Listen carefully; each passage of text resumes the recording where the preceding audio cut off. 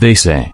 If you ever hear a baby crying outside your house after midnight, don't open the door, because what's crying out there isn't a baby at all. It was around 2:43 a.m. when Clara Evans woke to a faint sound, something soft, something human, a desperate cry, like a newborn's wail echoing through the dark. At first, she thought she was dreaming, but then, it came again, clearer this time. From outside her front porch, Clara sat up, heart pounding.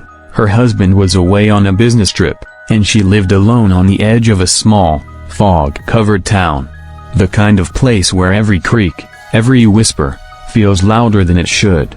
She slipped on her robe and walked down the hallway. The crying continued, weak, shivering, close, like someone had left a baby right at her doorstep.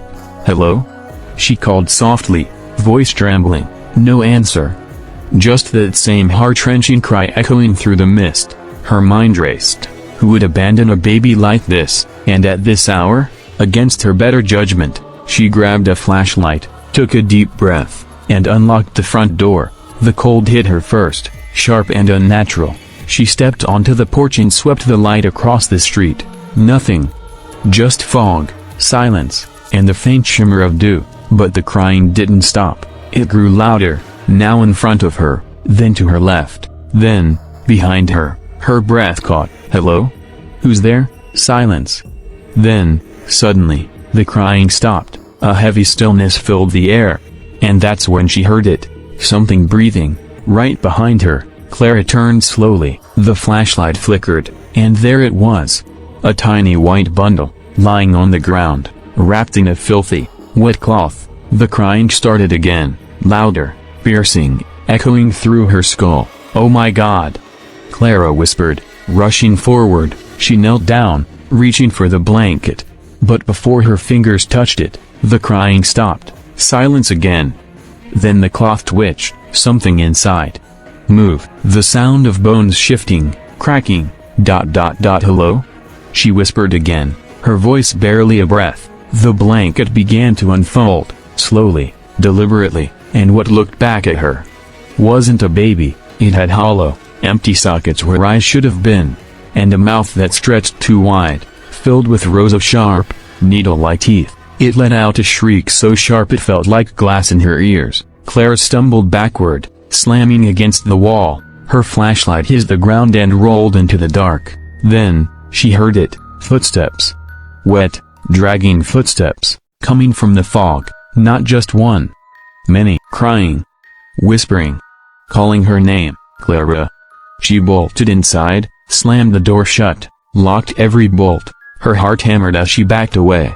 Then, thump.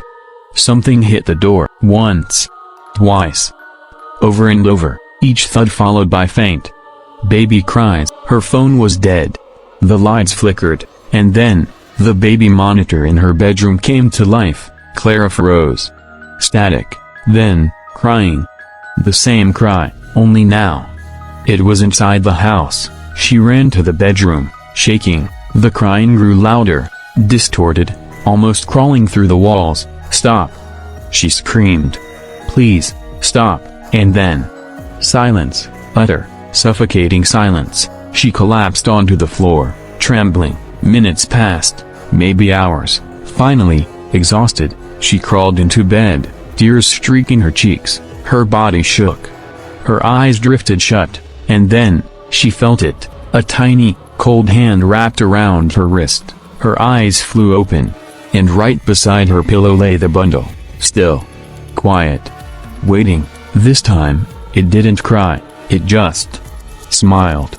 The next morning, neighbors reported hearing screams, but nobody checked. When police arrived, the house was locked from the inside. No signs of forced entry, just an empty bed, and a baby blanket on the floor, soaked in something dark. And on foggy nights, if you walk past that house, you can still hear a woman's faint voice whispering, "Please, don't open the door." If you ever hear a baby crying outside your door at night, remember Clara's story, because not every cry wants to be saved. Subscribe for more chilling tales, because next time, that cry might be calling you.